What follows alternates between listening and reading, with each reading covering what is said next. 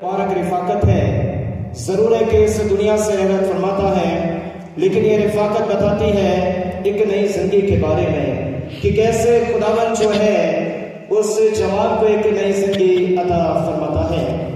जब हम इससे पहले पाक रविवार में अजीजों खुदावन ने मौका हमारी जिंदगी के अंदर इनायत किया है कि हमें इससे पहले पाक रविवार में पाक मेज का हिस्सा बन करके हम खुदावन की तमसीद कर सकें। और यदि हम पुराने ज़माने की बात करें, शागिर्दों के ज़माने की बात करें, तो अजीज़ों रिफाकतें बड़ी शानदार नजर आती थी। ज़रूर है कि उन रिफाकतों में तब्दीलियां नजर आती हैं, ज़रूर है कि बहुत सी चीज़ें बदल गई हैं, लेकिन फिर भी हम खुदावन की उन तमाम चीज़ों की आज्ञा का पालन करते हैं जो खुदावन के कलाम में दर्ज हैं। और यहाँ पर खुदावन का कलाम जो है उन्हीं चीज़ों को हमारे जिंदगी के सामने रखना चाहता है। इस मुबारक रिफाकत में बहुत सी चीज़ें हैं जो कि कलाम के द्वारा जो है हम तक पहुँचती हैं। शानदार रिफाकत ये बताती है कि पौलुस और तमाम अज़ीज़ यीशु मसीह की आज्ञा का पालन करते हैं। पहला कुरिन्थियों का 11वां अध्याय और उसकी 24वीं आयत में लिखा है, और धन्यवाद करके उससे रोटी दी और कहा, ये मेरी देह है जो तुम्हारे लिए दी जाती है, तुम मेरे स्मरण के लिए यही किया करो। यानी कि अजीजों मेरी यादगारी के लिए यही किया करो। खुदावंद यीशु मसीह के डिसाइपल्स, खुदावंद यीशु मसीह के शागिर्द पौलुस और तमाम अज़ीज़ जो हैं वो इस आज्ञा का पालन करते हैं। एक सबसे बड़ी बात है, जो खुदावंद का कलाम हमसे बातचीत करता है उस आज्ञा का पूरा किया जाना जरूरी है। और जब हम खुदा की आज्ञा का पालन करते हैं तो अजीजों उस रिफाकत में खुदावंद की मौसूकी होती है, पाक रूह की मौसूकी होती है और हमारी जिंदगी तमाम बरकतों से सेर और आसूदा होती है।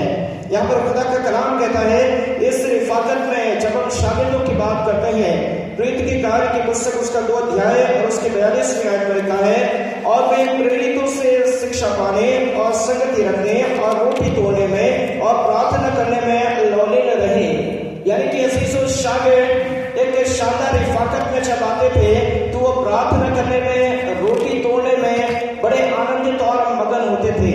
और जब मगन होते थे तो प्रभु की मौसूकी उनके जीवन को मिलती थी और खुदावंद जो है उनके हर एक रीति से अगुवाई करता था।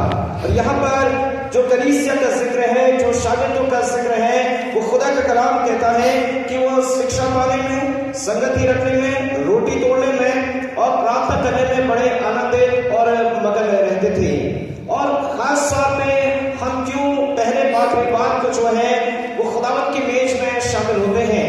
खुदा का कलाम इस बात को बताता है अजीजों, यदि प्रेरित के कार्य उसका 20वां अध्याय उसकी 7वीं आयत को देखें तो लिखा हुआ है, सप्ताह के पहले दिन जब हम रोटी तोड़ने के लिए इकट्ठा हुए।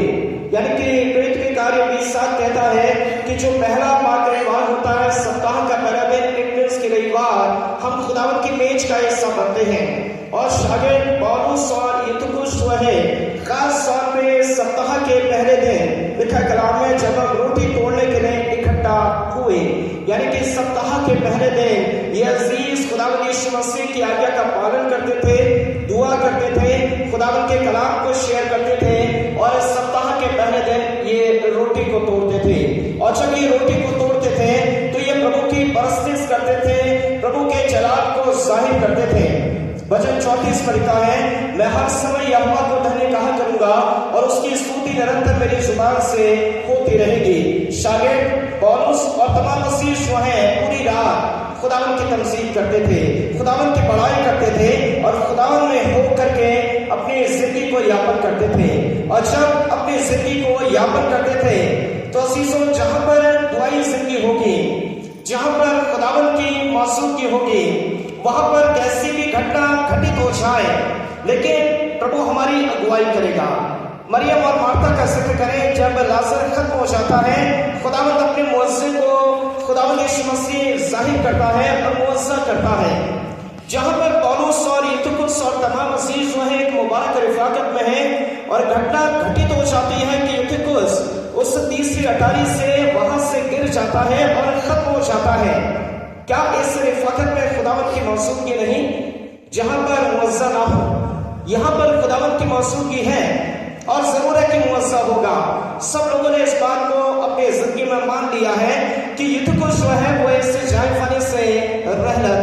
गया है।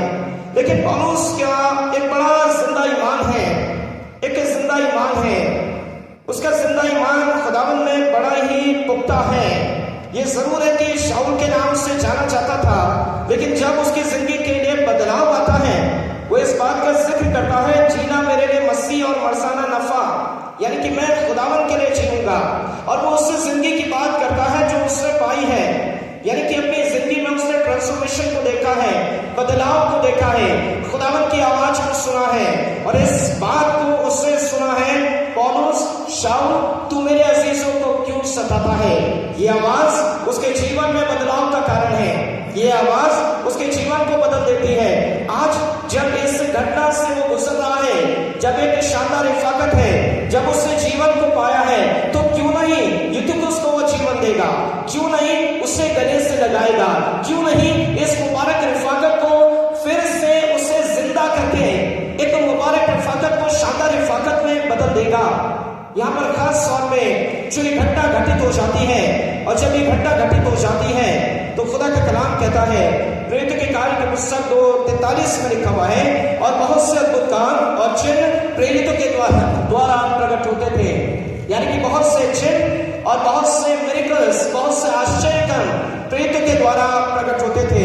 जब हम इस वाक्य की बात करें, वो खिड़की पर बैठा हुआ है, और जब खिड़की पर बैठा हुआ है, जरूर है कि दिए चल रहे हैं, जरूर है कि गर्मी का वक्त है, लेकिन अजीजों जब वो नींद में आकर के वहां से गिर जाता है, वो खत्म हो जाता है। पौलुस इस बात को भली रीति से जानता है, वो उतरता है और उससे गले से लगा लेता है। और ये रिफाकत, खुदा का कलाम इस बात को जाहिर करती है, ये रिफाकत, ये शानदार रिफाकत आधे रात्रि की इबादत नहीं है, वरन ये रिफाकत कैसी है, पूरी रात की रिफाकत है। यानी कैसी सो कलाम कहता है कि जिस वक्त यूतिखुस उस खिड़की से गिरता है, तब जब तक वो जिंदा नहीं हो जाता है, पौलुस उसे नहीं छोड़ता है। कलाम एक ऐसी रिफाकत को वहां पर देता है या बदलता है, हम अंदाजा नहीं लगा सकते हैं। कलाम इस वाक्य के मार्फत मेरी और आपकी जिंदगी के सामने कुछ चीजों का रखना चाहता है। जरूर है कि शागिर्द आज्ञा का पालन करते हैं, जरूर है कि प्रार्थना करते हैं, जरूर है कि रोटी तोड़ते हैं, जरूर है कि एक शानदार रिफाकत में है, जरूर है कि ये पहला दिन है, जरूर है कि ये आराधना करने वाले लोग हैं, जरूर है कि इनका जीवन है प्रार्थना में जीवन है। लेकिन सबसे बड़ी बात है, ये मुअज्जे करने वाले लोग हैं, ये मुअज्जे करने वाले लोग हैं, ये भविष्यवाणी करने वाले लोग हैं। खुदा का कलाम इन तमाम शागिर्दों के मार्फत और कलाम की रोशनी के मार्फत मेरी और आपकी जिंदगी के सामने कुछ चीजों को रखना चाहता है।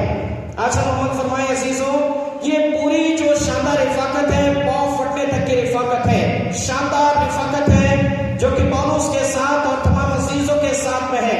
और घटना इस रीति से घट गई है कि अजीजों यूतिखुस खत्म हो गया है, लेकिन इस शानदार रिफाकत को क्यों ना यूतिखुस के जिलाए जाने के मार्फत बड़े ही बरकत की इबादत बना दी जाए। और यहाँ पर संत पौलुस जो है इसी बात को अंजाम भी देता है। खुदा का कलाम आज के इस वक्त में, इस सुबह के वक्त में मेरी और आपकी जिंदगी के सामने इस बात को रखना चाहता है। अजीजों, चर्च की इबादत का वक्त सुबह 10:30 बजे होता है, लेकिन इबादत 11:30, 12, 12:30 बजे खत्म हो जाती है। लेकिन ये शानदार रिफाकत पूरी रात्रि की रिफाकत है, ये रिफाकत पांव फटने की रिफाकत है। और उसके बाद पौलुस वहां से रवाना हो जाता है, चला जाता है। त्रोआस के अंदर एक बहुत बड़ा मुअज्जा हो जाता है। जवान यूतिखुस पौलुस के द्वारा प्रभु की मौजूदगी में शागिर्दों के साथ एक बड़ा मुअज्जा वहां पर हो जाता है। और पौलुस तब तक उसे नहीं छोड़ता है जब तक वो जिंदा नहीं हो जाता है। उसकी जुबान कहती है, उसकी जुबान कहती है नहीं, वो सोया है, वो ठीक है, और तब तक उसे अपने गले से लिपटाए रहता है। और जब वो जिंदा हो जाता है, पौलुस इस बात का जिक्र कर देता है और यूतिखुस जीवित हो जाता है। खुदा का कलाम आज के इस वक्त में मेरे और आपके सामने इस बात को रखना चाहता है, क्या हमारी जिंदगी खुदावन से लिपटी हुई है, हम अमल फरमाएं। एक गीत को गाते हम, लिपट रहूंगा उसी से। लेकिन अजीजों, क्या हमारी जिंदगी उस मुअज्जे का इंतजार करती है, उस साल्वेशन का इंतजार करती है, उस उद्धार का इंतजार करती